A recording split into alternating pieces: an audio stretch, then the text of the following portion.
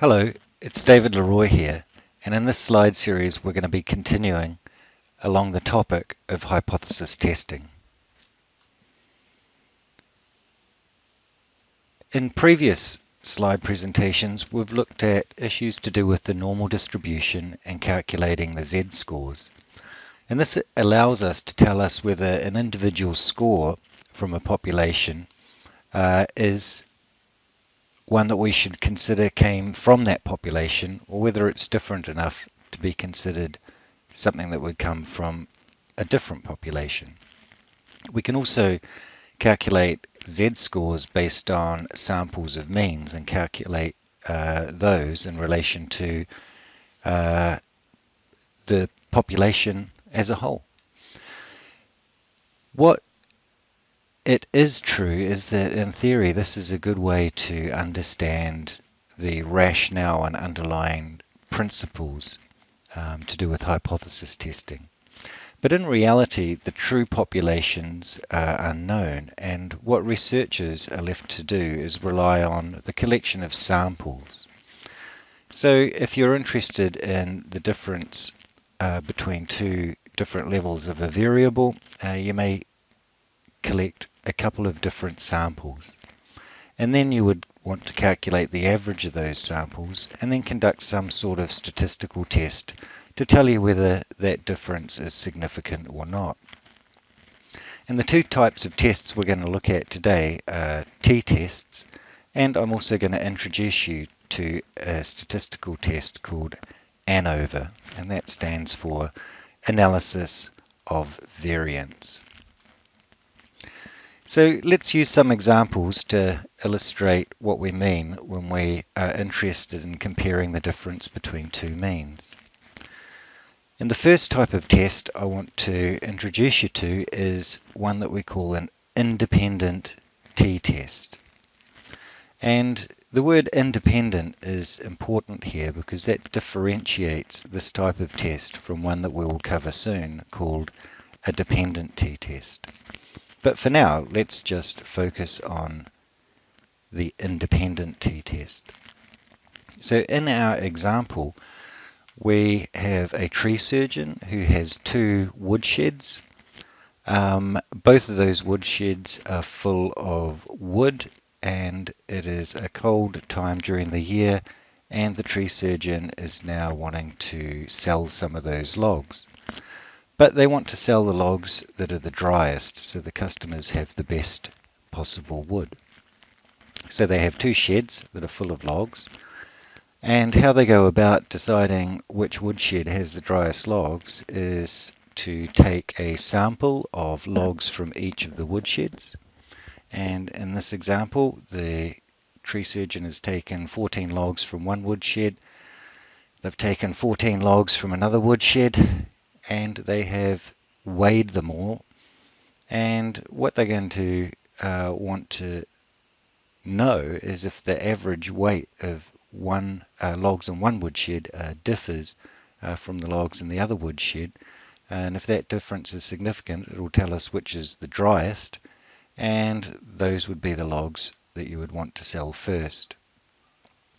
So we need to do some sort of statistical test to know if there's a real difference between the logs in the different woodsheds. So we want to use a test that will test the difference between two independent means. And the test we're going to use here is a t-test, and I have the equation here laid out in front of you. And what you'll notice here at the top is that really the equation is asking us to calculate the difference between two means that we collect, so the average weight of logs in one woodshed versus the average weight of logs in another woodshed. And then we want to divide that difference by some sort of measure of variability or error within our measurements. And once we calculate this ratio, it will give us a value that we're going to call t. And this is where you can see the relationship between descriptive statistics and inferential statistics. So here we have some descriptive statistics: N, standard deviation, variance. We have averages, and we can use those descriptive statistics to create T, which is an inferential statistic. Now, if you have a look at this equation for T, conceptually it is very similar to the equations that you were introduced to for calculating z-scores.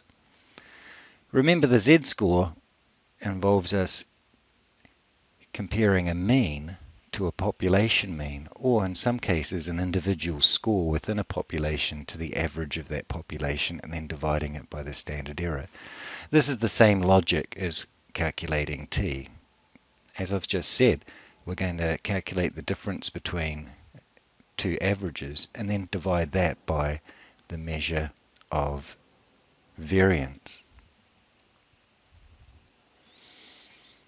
So if you were to go into SPSS and enter this data, you would be able to go to the descriptive statistics menu, and you would be able to ask SPSS to provide you with some estimates for the mean and variance. And that's what we've done here.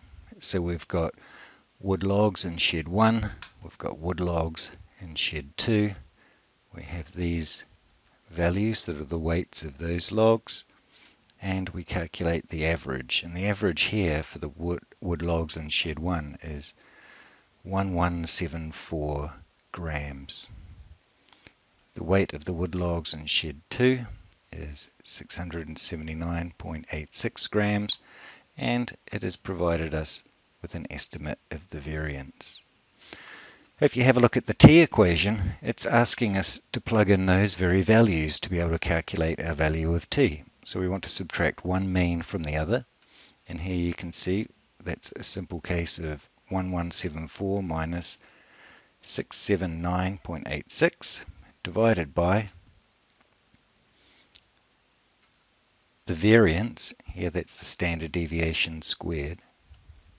And we can take that variance straight from our descriptive statistics table, divided by 14, and then the variance for the weight of the logs in the second shed, divided by 14, and then we can continue to solve that equation. So we end up with the difference between our two means is 494.14, and that's going to be divided by the square root of our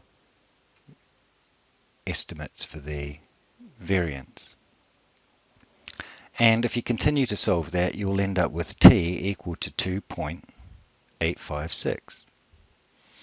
And this is really quite interesting because we've been able to calculate a T statistic just based on some very elementary pieces of information. And these sorts of pieces of information are often provided within psychology reports. So in theory, that means when you're reading psychology articles, you should be able to conduct some of your own tests to satisfy yourself that the data are indeed as they appear. So we've got a T statistic of 2.85.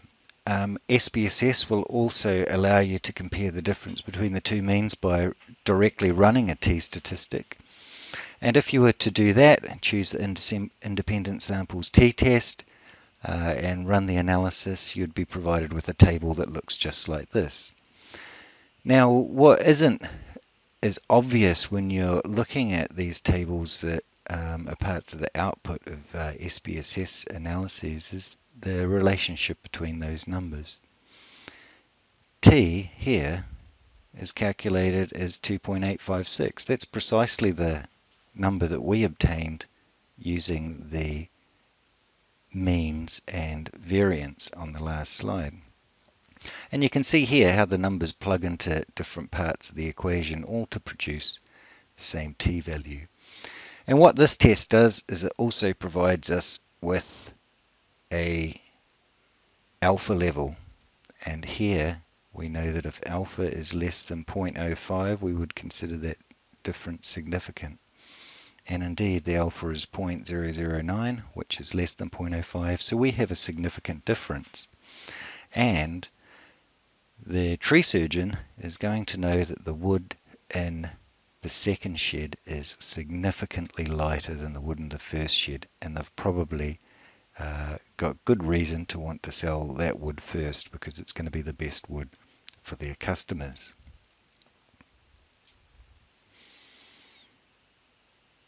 Now, that was an independent t-test. Let's take a look at a dependent t-test. So we're going to use the same numbers in the same example with the woodsheds, but there's going to be something that's just a little bit different. In this example, these are the same logs. So we have logs that have been chopped up, put in a woodshed and weighed. Then a few months later, the tree surgeons come back and weighed those same logs. And this is a dependent test because instead of us having two separate samples of different logs, we've got two separate samples of the same logs measured at different times. And when we want to do a dependent sample t-test, we need to calculate the difference between the logs at an individual level, and how much did each log change in weight over time. And you can see here that in the last column, T1 minus T2, you would have 414 minus 238, which equals 176. And you would do that for all of the numbers in your samples. The dependent t-test formula is similar to the independent t-test formula. We're going to calculate this value of t here. We're going to take both of the averages that we're interested in looking at, subtract them from each other, and then again just divide that by a measure of the standard error of the difference between those means. And if we were to go back into SPSS, run some descriptive statistics, we would ask for the average of logs at time 1, the average weight of logs at time 2. We would find the average difference score between both of those samples, and we would find some estimates of the standard error. And these plug straight into our equation. We've got the two averages, 1174 minus 679.86, and we're going to divide that by the standard error. And if we do that, we get a t-value of 10.617. Again, SPSS allows you to go directly to the t-test menu, and you would be able to have SPSS perform that test directly. You would end up with an output that looks just like this, and you can see the relationship between the numbers in this output and the equation by seeing here the mean that contributes to the calculation of t, the standard error that contributes to the calculation of t, and here in SPSS it produces the t-score for you as well as the significance level. And again, this is a significant result because p is less than 0.05. Now, moving along to analysis of variance, this is basically the same logic as the t-test, but the calculations and analysis of variance are much more involved. The simplest form of ANOVA is a one-factor ANOVA with two levels, and that is very much like a t-test, and we're going to cover that as the most simplest form of ANOVA as a starting point. ANOVA does get more computationally difficult because it also allows you to calculate differences between more than two means or averages. And it also allows you to do that for several variables at the same time, as well as calculating interaction effects all of which will be covered in a separate slide presentation. The ANOVA also uses or bases its computations on the measure of variance, and you'll remember that the standard deviation squared is equal to the variance. And so the variance in itself is quite a large number, and really analysis of variance is only possible to do with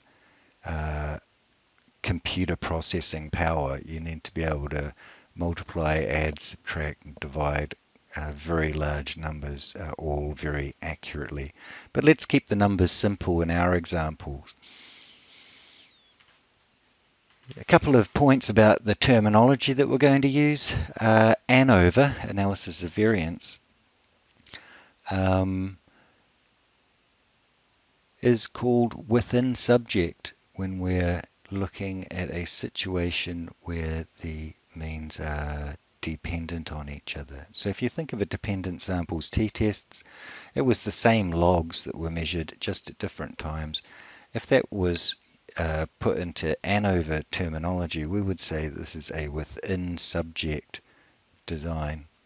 And if we were to look at an independent t-test, the ANOVA equivalent to that would be a between subject test. But as I've said, ANOVA, what makes it unique is that you can include many more factors and variables and also look at interactions as well. So back to the wood log example, we're just going to look at this single factor analysis of variance with two levels. And in this situation, with this very simple ANOVA, it is essentially theoretically identical to conducting a t-test. And as you will see, the relationship between these numbers is very close. So at the top here we have our independent samples t-test, and we can see that we have produced a value of t of 2.856. As per our previous slides, this was significant. If we were to use the SPSS menus and find the analysis of variance function, enter the same variables into the analysis plan, we would end up with an F statistic of 8.159 with a p-value of 0.008. So the F statistic is different from the T statistic. They're both telling us that there's a significant difference, but the F statistic is larger. And when I said before that the analysis of variance bases its calculations on variance, that's the squared standard deviations. So the numbers are going to be a lot larger, and hence this is why you end up with a larger F ratio.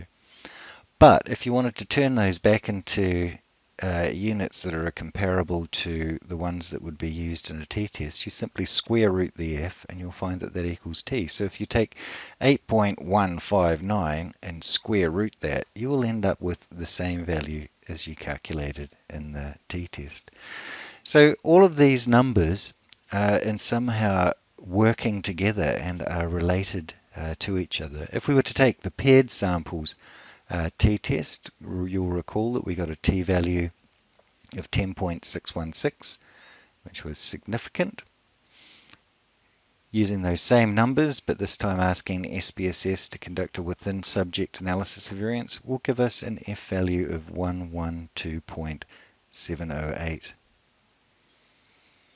And if you square root that number, it gives you the value of 10.616, which is our t-value. So again, you should be able to start to see some of the relationships between these numbers.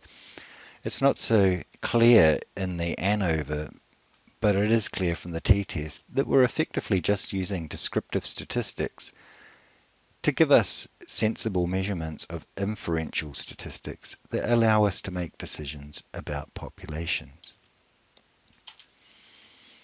So these examples here, and they're simple examples with the t-test and analysis of variance, have illustrated the basic concepts involved in understanding the general linear model.